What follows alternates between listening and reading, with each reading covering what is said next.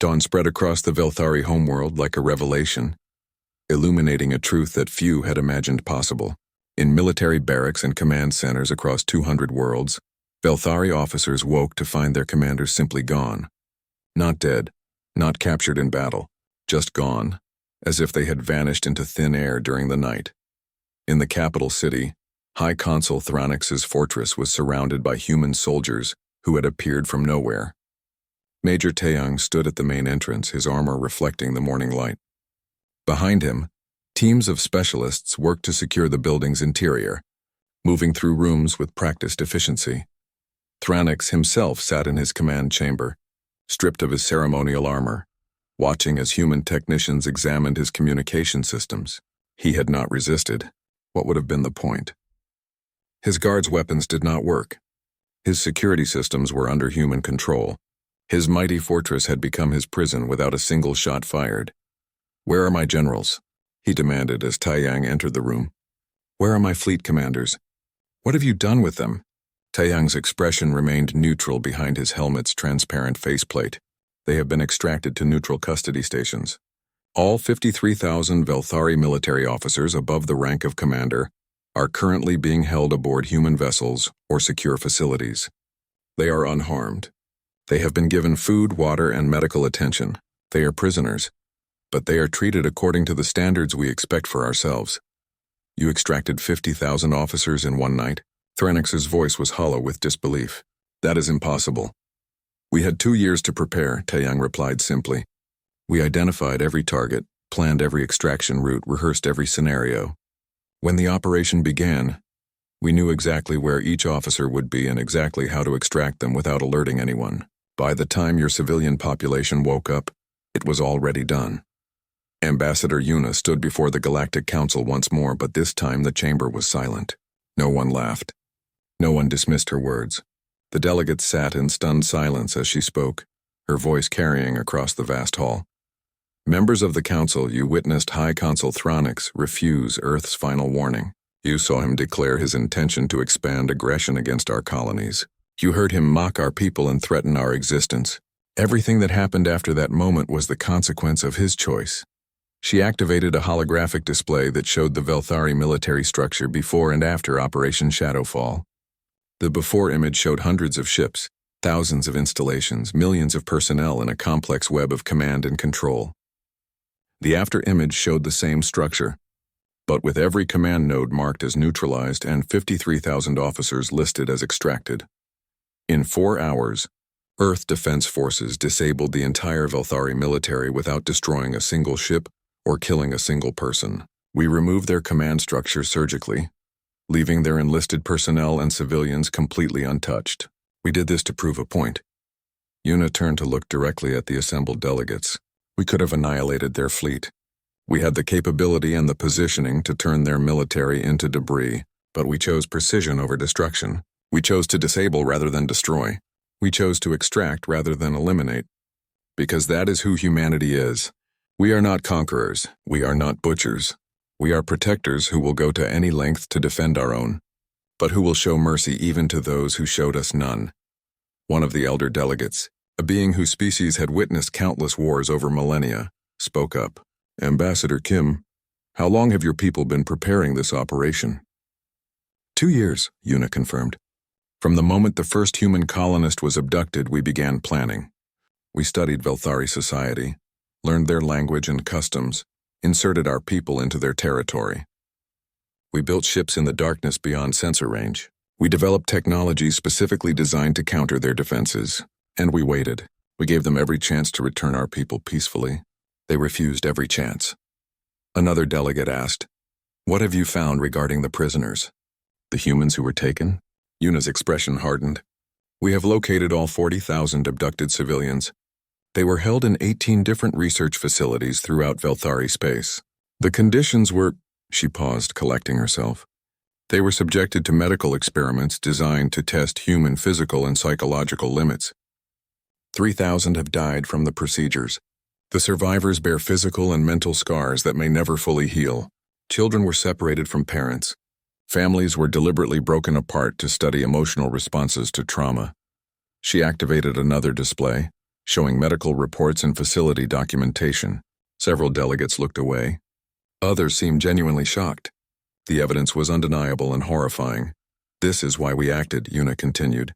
"This is why we will always act when our people are threatened. The galaxy may view us as young, as primitive, as weak. Let them. We will use that underestimation to our advantage. But let it also be known that humanity protects its own. And we do it with a capability that apparently surprised even the eldest among you." Captain Minho worked with medical teams at one of the neutral stations where freed prisoners were being transported. The first ships had begun arriving an hour earlier, carrying humans who had not seen another human face in months. The reunions were both joyful and heartbreaking. So many had survived, but so many had not. A young woman, barely 20 years old, held a child who could not have been more than 5. "Is it real?" she asked Minho, tears streaming down her face. "Is this really happening? Are we really free?" "You are free," Minho confirmed gently. "You are safe now. We are taking you home." She collapsed into his arms, sobbing. All around them, similar scenes played out as families were reunited and the nightmare finally ended. Medical staff moved among the survivors, providing immediate care and comfort. Counselors stood ready to help with the psychological trauma. Earth had prepared for this moment as carefully as they had prepared for the military operation. On the nightfall, Commander Nari reviewed the final casualty reports with Lieutenant Sora. The numbers were almost unbelievable. "Velthari military personnel killed, 0, Sora read. "Velthari civilians harmed, 0. Human casualties, 3 injuries during extraction operations, all minor, all expected to make full recovery. Velthari ships destroyed, 0. Velthari installations destroyed, 0. Mission objectives achieved, 100%. And our people?" Nari asked quietly. 40,000 abducted, 3,000 deceased before we could reach them, 37,000 recovered alive. Medical teams report that all survivors will need extensive care, but most are expected to survive and eventually recover. Nari closed her eyes. 3,000 lives lost, 3,000 people she had not been able to save. The operation had been a complete military success, but those numbers would haunt her forever. "Commander, you did everything possible," Sora said softly. "We moved as fast as we could. Those deaths were not on us." "I know," Nari replied, "but I will still see their faces. Every one of them. That is the burden of command." In the Galactic Council chambers, the formal tribunal began. High Consul Thranix stood in the center of the room, no longer wearing his ceremonial armor. He looked smaller somehow, diminished by the weight of what he had caused. Ambassador Yuna presented the evidence methodically and without emotion. Medical records from the research facilities, testimony from survivors, communication logs showing direct orders from Thranix authorizing the experiments. The evidence was overwhelming and undeniable. The council deliberated for 6 hours before reaching their verdict. Guilty of war crimes, guilty of crimes against sentient beings, guilty of violating 23 different interstellar treaties and conventions. The sentence was life imprisonment in a neutral facility, where he would spend the remainder of his days contemplating the cost of his arrogance. But before he was taken away, Velmora appeared in the chamber. The young Velthari officer requested permission to speak, and it was granted. "I am Velmora, son of Thranix," he began. "I do not speak in my father's defense. He is guilty of everything he has been accused of and more. I speak instead to thank the humans for their mercy." He turned to look at Yuna. "You could have destroyed us. Your ships surrounded our homeworld. Your weapons could have turned our cities to ash. But you did not. You disabled our military without harming our civilians. You extracted our war criminals without punishing our innocent. You showed us what real strength looks like.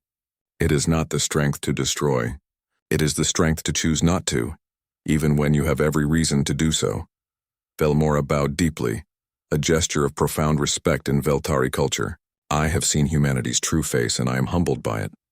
I will spend the rest of my life ensuring that my people understand what happened here, that we were not conquered by a stronger force. We were shown mercy by a wiser one." 3 days later, the last of the human prisoners had been evacuated to Earth medical facilities. The Velthari civilian government, freed from military control, had agreed to all of Earth's terms. Reparations would be paid. New treaties would be signed. 6 hours remained on the countdown when Ambassador Yuna returned to the council chambers. The emergency session had been called by 3 neutral species, all concerned about the growing tension between Earth and the Velthari Empire. Yuna walked to the central platform once more, knowing this would be her last time in this place before everything changed. High Consul Thronix lounged in his seat, looking bored. He had agreed to attend only because the council's elder members had insisted. To him, this was theater, a final chance for the humans to beg for mercy they would not receive. Ambassador Kim, the council speaker began, an ancient being whose species had been mediating disputes for millennia. You requested this session. Please state your purpose. I come to offer one final extension, Yuna said, her voice carrying through the chamber. 24 additional hours beyond the original deadline. If the Velthari agree to begin immediate negotiations for the return of our people, Earth will hold all military operations in suspension during that period. Murmurs ran through the assembled delegates. Some seemed hopeful, others skeptical. Thranix simply laughed. Military operations? He said, his voice dripping with contempt. What military operations, little human? You have no military worth the name. Your largest warships would barely qualify as escorts in our fleet. Your weapons are primitive. Your defenses are laughable. He stood, his massive form casting shadows across the chamber floor. I will tell you what will happen in 6 hours when your precious timer expires. Nothing. Absolutely nothing. Because you have nothing to threaten us with, and to prove it, I will announce now that we will not only keep your colonists, but we will begin our expansion into your territory immediately. Not in 7 days as planned. Today. Right now. The council erupted in protests and arguments. The speaker called for order, but chaos had already taken hold. Through it all, Yuna stood perfectly still, her hand resting on the podium. Captain Minho appeared at her side, his face grim. They are launching ships toward our colonies, he whispered. 3 battle groups moving at speed. Yuna closed her eyes briefly, then opened them. When she spoke, her voice was barely above a whisper, but somehow it cut through all the noise. So be it. She turned to leave, but paused at the edge of the platform. Looking back at Thronix, she said clearly, You will remember this moment, High Consul. You will remember that you were given every chance, every opportunity to choose peace. What comes next is not on us. It is on you. Then she was gone, walking out of the council chambers with Minho beside her. Behind them, Thronix declared victory to his cheering allies. The neutral delegates looked worried, but none moved to stop what was coming. As Yuna's shuttle detached from the station, she activated her secure communicator. Dr. Hana's face appeared on the screen. All call signs, Yuna said quietly. Execute in 5 hours, Mark. Confirmed, Hana replied. Activating final protocols now. The message rippled outward through quantum channels, reaching every human asset scattered across Velthari space. In hidden bunkers and disguised outposts, in stealth ships and undercover teams, the signal was received. 5 hours. Then humanity would show its true face. Commander Nari received the message on the nightfall and immediately began issuing orders. All fleet elements prepare for decloaking sequence, weapons to stand by. Remember your targeting priorities, military only, no exceptions.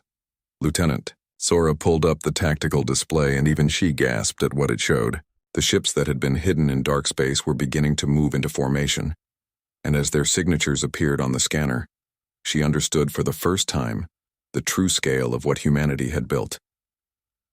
Commander, I count. This cannot be right. I count over 4,000 vessels. 4,217, Nari confirmed. Every shipyard in human space has been working around the clock for 2 years.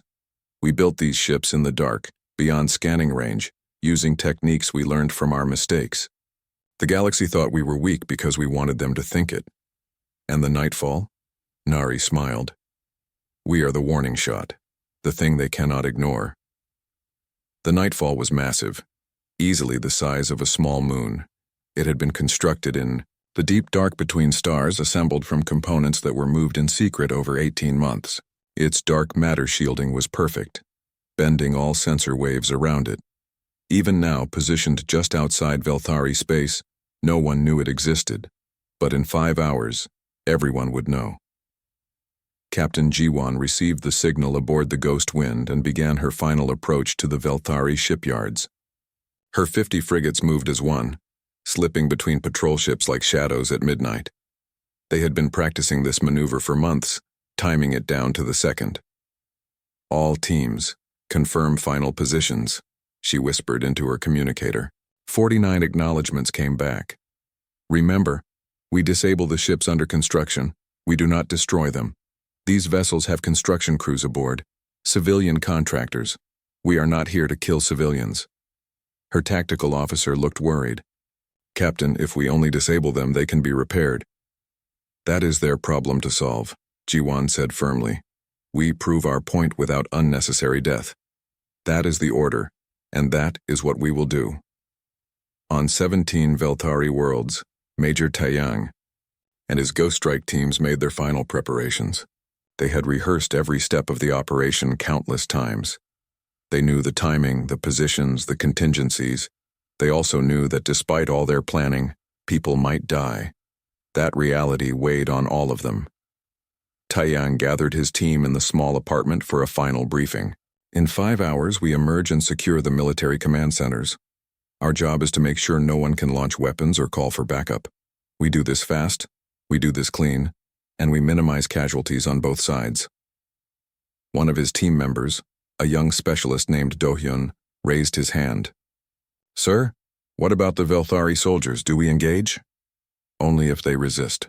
Our primary weapon is surprise. We hit them before they understand what is happening. Most will surrender once they see we control their systems. Those who fight, we subdue with non-lethal force when possible. Remember, these soldiers did not make the decision to abduct our people. Their leaders did." Back in the void, the Nightfall was powering up its primary systems. The ship hummed with energy as reactors that had been dormant came to full life. Commander Nari walked through the command deck, checking each station personally. Everything had to be perfect. "Drive systems online," reported the chief engineer. "Weapons charged and ready. Shield generators at maximum. All auxiliary systems nominal." "Communications?" Nari asked. "We can broadcast across all Velthari channels simultaneously. They will hear our message on every device, every screen, every radio. They cannot block it or silence it." "Good. Prepare the message for transmission. Launch time is now 4 hours 36 minutes. Admiral Junho's face appeared on the screen again. "Commander, the Velthari battle groups are approaching our colonies. They will arrive in approximately 4 hours. Then our timing is perfect," Nari said. "They will learn what it means to threaten humanity just as they believe they have won." Velamora sat alone in his monitoring station, staring at the gravitational anomalies that had been growing for the past hour. Something massive was moving in deep space. Something that should not exist. He had reported it 3 times now, and 3 times he had been told to stop wasting everyone's time with sensor ghosts. But these were not ghosts. He was certain of it. Something was out there, something huge, and it was moving toward Velthari space. He pulled up the historical data, looking for patterns. What he found made his blood run cold. For 2 years, there had been tiny fluctuations throughout their territory. Ships that appeared for seconds, then vanished. Energy signatures that made no sense. Communication signals that seemed to be nothing but noise. He had thought it was equipment malfunction or natural phenomena. Now he understood. Humans. They had been humans all along, mapping and watching and preparing. The primitives had been inside their territory for 2 years and no one had noticed. He tried again to reach his father, but Thranix was at the victory celebration and refused to be disturbed. Velmora sat back in his chair, watching the countdown clock on the human ultimatum. 3 hours and 42 minutes remained. "Please," he whispered to the empty room. "Please listen to them. Please give back their people." But he knew his father would not listen. The Velthari Empire had ruled for 10,000 years. They believed themselves invincible. That belief, Velmora realized, was about to be shattered. The countdown continued. In the darkness of space, 4,000 human ships moved into position. On the surface of 17 worlds, Ghost Strike teams checked their equipment one final time. In laboratories throughout Velthari space, human Prisoners waited for salvation they did not know was coming. 3 hours and 38 minutes remained until dawn broke on the Velthari homeworld. And when that dawn came, everything would change. The planet rotated on its axis as it always had, bringing the night side toward the light. On the surface of the Velthari homeworld, the capital city slept beneath a sky filled with stars and the lights of orbital defense platforms. In 4 minutes, dawn would break over the eastern horizon. In 4 minutes, everything would change. High Consul Thronix had finally left his celebration an hour earlier, satisfied that humanity's deadline had passed without incident. His predictions had been correct. The humans had nothing. They were all bluster and empty threats. He slept now in his fortress, dreaming of conquest and empire. He would not sleep much longer. At precisely 0400 hours, Operation Shadowfall commenced. It did not begin with explosions or laser fire or missiles streaking through space. It began with silence. A deep, absolute silence as every Velthari military system simply stopped working. In orbit above the homeworld, 300 warships of the Velthari defense fleet suddenly lost power. Not damaged power, not destroyed power, just gone. Their engines died. Their weapons went dark. Their life support switched to emergency backup. The ships drifted dead in space as confused crews tried desperately to understand what had happened. On the surface, the main military command center went dark. Screens that had shown fleet positions and sensor data went black. Communication channels fell silent. The massive computers that coordinated the entire Velthari military simply refused to respond to any input. Commander Nari stood on the bridge of the Nightfall as her ship dropped its stealth shielding. The massive vessel appeared in space above the Velthari homeworld like a mountain materializing from thin air. Around it, 4,000 human warships decloaked simultaneously, surrounding the planet in a grid of perfectly positioned vessels. "Broadcast the message," Nari ordered. Dr. Hana's voice filled every communication device on the Velthari homeworld and throughout their empire. It played on military channels and civilian networks, on personal communicators and public broadcasts. There was no way to avoid it, no way to silence it. "People of the Velthari Empire, this is Dr. Hana Song speaking on behalf of the United Earth Government. Your military has been neutralized. Your warships have been disabled. Your command and control networks are now under human oversight. This was accomplished without firing a single shot. No one has been harmed. Your civilian population is safe and will remain safe. We are not here to conquer. We are not here to destroy. We are here to retrieve our people and to ensure that what was done to them never happens again to anyone." On the planet's surface, Major Taiyang and his Ghost Strike teams emerged from their hiding places at precisely the same moment. They moved through the streets like ghosts themselves, appearing at the doors of military installations across 17 worlds. The Velthari guards, already confused by their equipment failures, found themselves facing human soldiers in advanced combat armor. Most surrendered immediately. A few tried to fight, but they found their weapons would not fire. The human quantum virus had infected every military system, locking out all but the most basic functions. Those who resisted were subdued with non-lethal force, stunned and restrained but not killed. Taiyang reached the main garrison in his city and keyed the security override codes that his team had spent months acquiring. The doors opened and he walked inside to find 50 Velthari soldiers staring at him in shock and confusion. "This facility is now under human control," he announced in perfect Velthari. "Your weapons are disabled. Your communication is disabled. If you cooperate, no one will be harmed. If you resist, you will be subdued, but we will not kill you. These are your only 2 options." The garrison commander, a veteran officer with scars from a dozen campaigns, looked at Taiyang with something close to respect. "How long have you been here?" 7 months, Taiyang replied. "I have lived in the apartment 3 blocks from here. I have shopped at your markets. I have eaten at your restaurants. I have been invisible among you the entire time." The Velthari officer slowly raised his hands. Behind him, his soldiers did the same. Captain Jiwan watched from the ghost wind as the Velthari shipyards fell silent. Her teams had uploaded the virus to every ship under construction simultaneously. The vessel's systems shut down in perfect coordination, leaving construction crews confused but unharmed.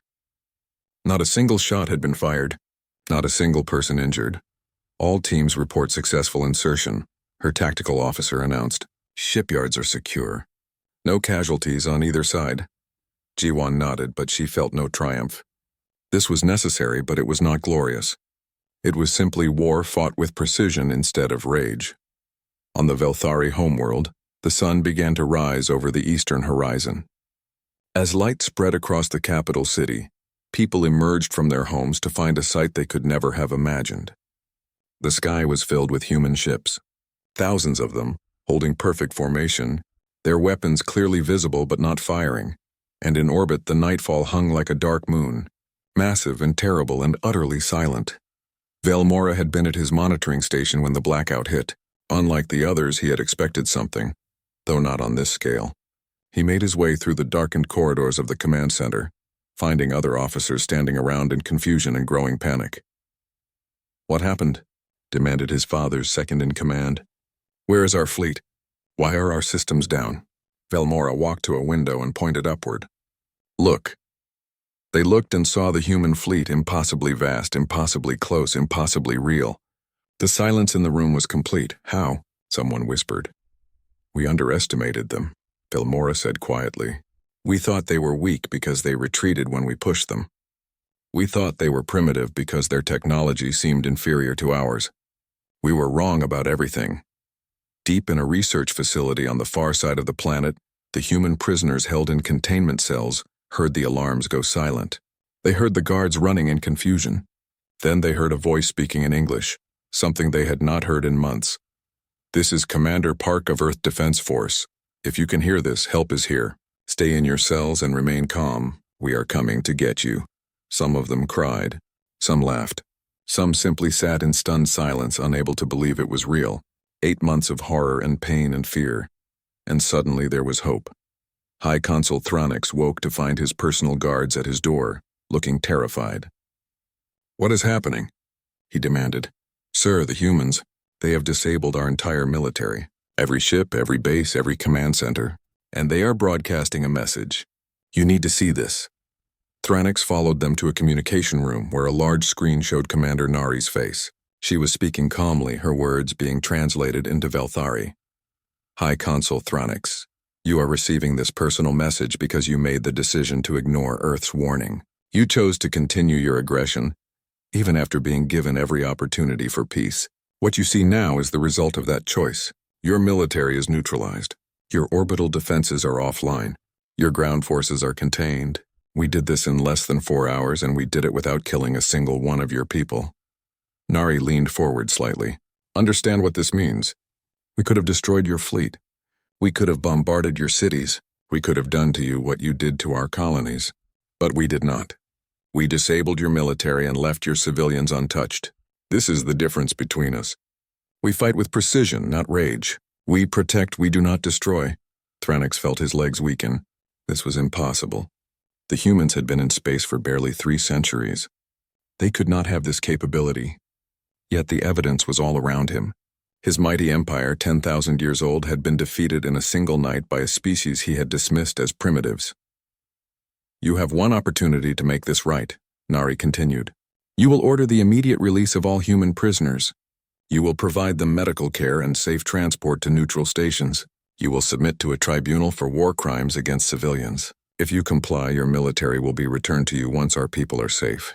If you refuse, your military will remain neutralized until your government is replaced by one that will comply." The transmission ended. Thronix stood in silence, staring at the blank screen. Around him, his advisors and guards waited for orders. But what orders could he give? His fleet was dead. His weapons were silent. His mighty empire had been brought to its knees without even understanding how it happened. "Sir?" one of his guards finally asked. "What do we do?" Thronix had no answer. For the first time in his life, the High Consul of the Velthari Empire had no answer at all. Outside, the sun continued to rise. Dawn had come to the Velthari homeworld, and with it a new understanding of power. Real power was not in the number of ships or the size of weapons. Real power was in patience, planning, and the absolute willingness to do what was necessary to protect your own. Humanity had shown that power. The galaxy would never look at them the same way again. The celebration on Velthar Prime could be seen from orbit. Lights blazed across the capital city as news of the council meeting spread. High Consul Thronix had put the humans in their place, and the Empire rejoiced. In the grand military hall, officers raised glasses filled with sparkling liquid, toasting to their superiority and the expansion to come.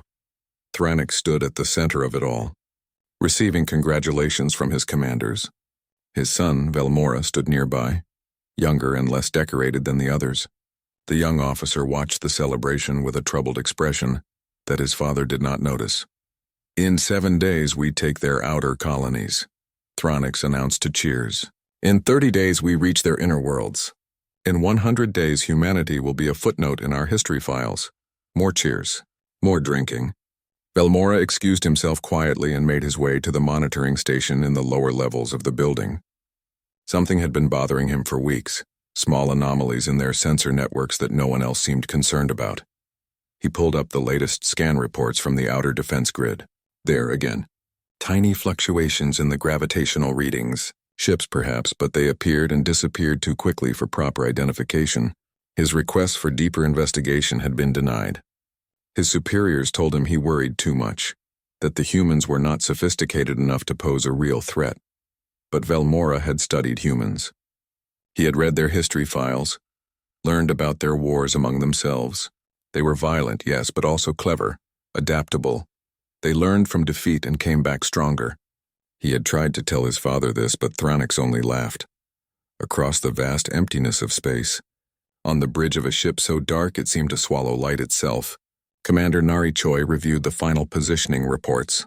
The nightfall hung in the void like a predator waiting to strike. Around it, invisible to all scanners, hundreds of other human vessels held their positions. "All Ghost Strike teams confirm ready status," reported her tactical officer, Lieutenant Sorabe.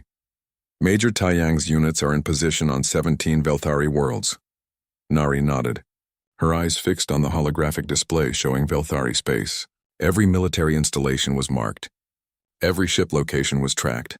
Every command center had a red dot next to it, indicating an asset in place.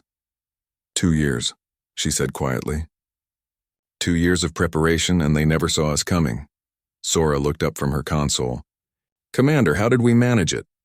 "Getting our people so deep into their territory?"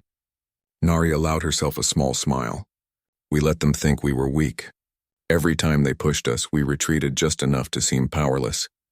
Every time they scanned our ships, we made sure to show them inferior technology. We played the part they expected us to play." On the far side of Velthari territory, Captain Jiwan Han sat in the compact command chair of the stealth frigate Ghostwind. Her ship was one of 50 identical vessels, each no larger than a shuttle, each coated in experimental dark matter plating that bent sensor waves around them like water flowing past a stone. "Infiltration complete," her navigator whispered, though there was no one to hear them in the vacuum of space. They had slipped past 3 layers of Velthari defense networks, coming to rest just outside the range of the main military shipyards. Jiwan checked her chronometer. 54 hours remained. Her orders were clear: observe, record, and wait. When the timer hit 0, her ships would disable every vessel under construction in this facility, not destroy them. Disable them. There was a difference, and that difference mattered to command. Back on the diplomatic vessel Silent Horizon, Dr. Hana Song worked in a lab filled with quantum communication equipment. Screens surrounded her, each showing a different location in Velthari space. The data streaming across them would have looked like noise to most observers, but to Hana it told a story of perfect coordination.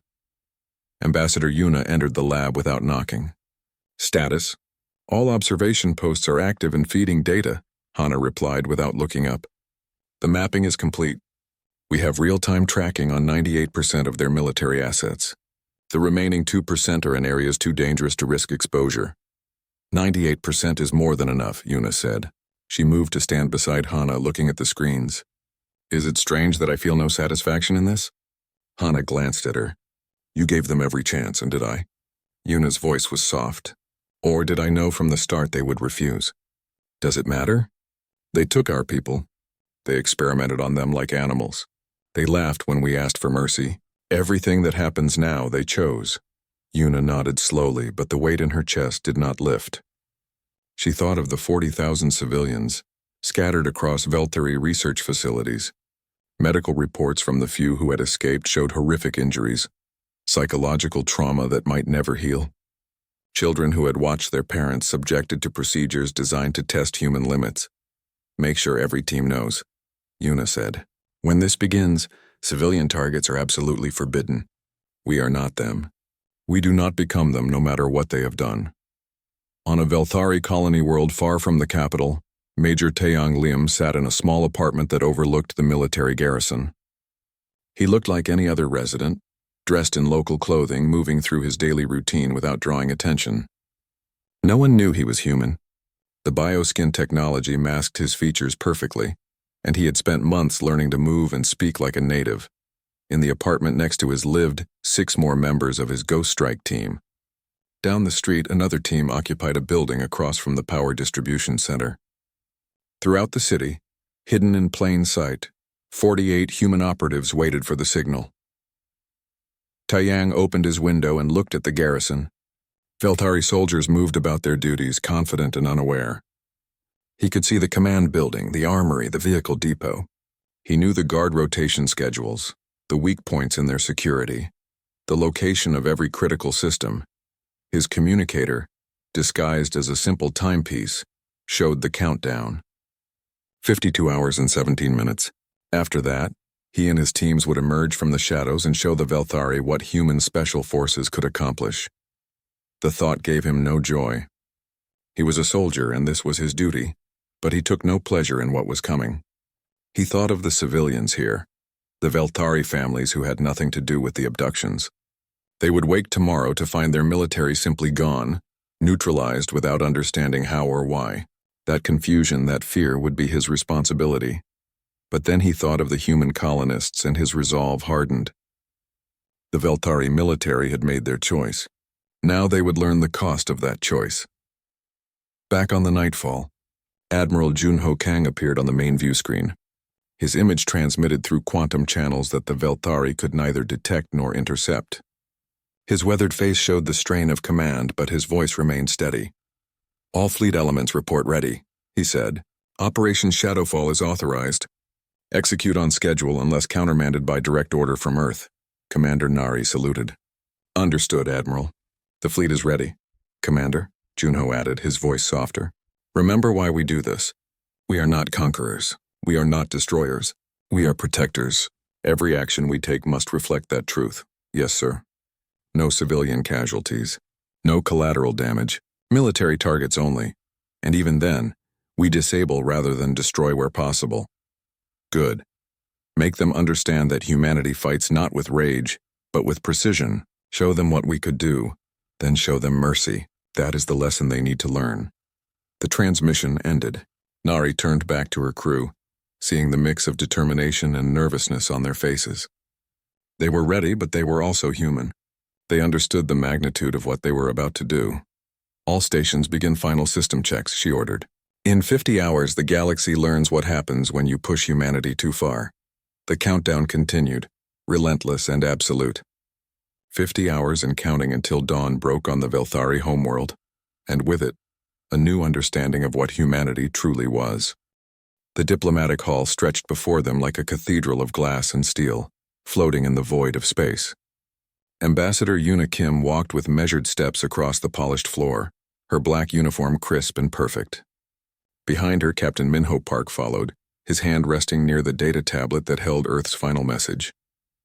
The other delegates had already gathered, their various forms filling the curved benches that ringed the central platform. Yuna could feel their eyes on her.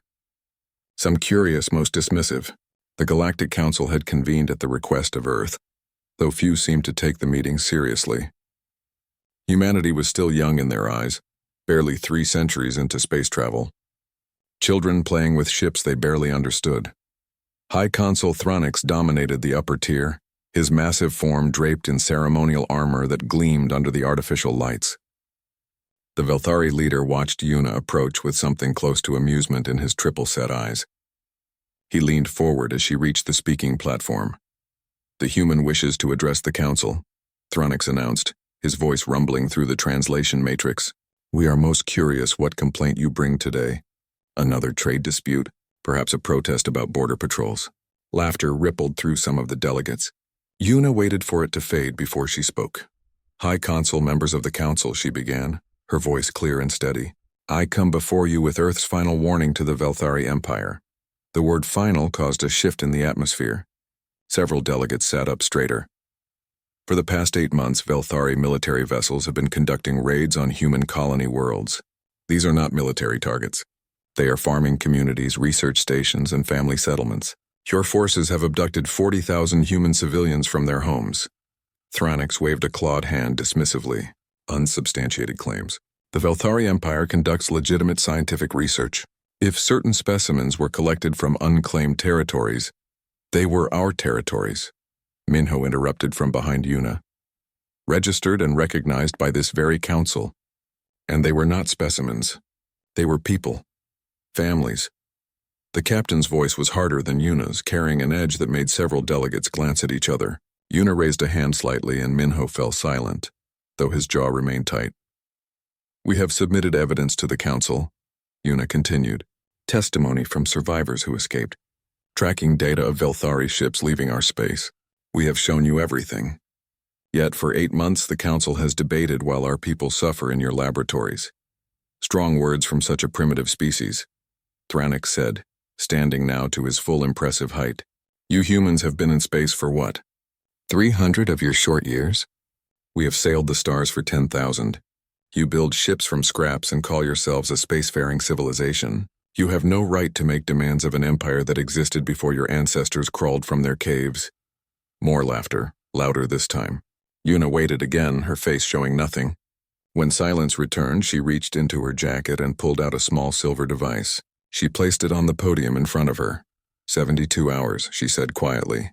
"You have 72 hours to return every single human you have taken, unharmed, to designated neutral stations where they can be safely retrieved." Thranix stared at her, then began to laugh. It was a deep booming sound that echoed through the chamber. Many of the other delegates joined in. "Or what, little human? You will send your dozen patrol ships against our fleets? You will shake your tiny fists at an empire that spans 100 worlds?" Yuna's expression never changed. She looked up at the High Consul with eyes that seemed far older than her years. "Or you will face irreversible consequences." She said simply, "We are giving you a choice, High Consul. This is not a negotiation. It is not a request. It is the last warning you will receive from Earth. What happens after 72 hours is yours to own." The laughter died away slowly, replaced by an uncomfortable silence. There was something in the way she spoke, in the absolute certainty of her words, that unsettled even those who found humans amusing. "Are you threatening the Velthari Empire?" Thranix leaned down, his face close to the platform. "Do you understand that I could order your entire species cleansed from the galaxy? We have ships that could turn your homeworld to ash. We have weapons you cannot imagine." 72 hours, Yuna repeated. "That timer began the moment I placed this device on this podium. You now have 71 hours and 43 minutes remaining." She picked up the device and held it out. A holographic display shimmered to life above it, showing a countdown in clear numbers. The digits ticked down slowly, each second measured and absolute. Thranix straightened, his amusement gone now, replaced by cold anger. I dare nothing, High Consul. I simply deliver a message from my government and my people. Return those you have taken or face the consequences. The choice is entirely yours." "Then hear my choice, human," Thranix snarled. "Not only will we keep your precious colonists, but within the week, we will annex 5 more of your pathetic settlements.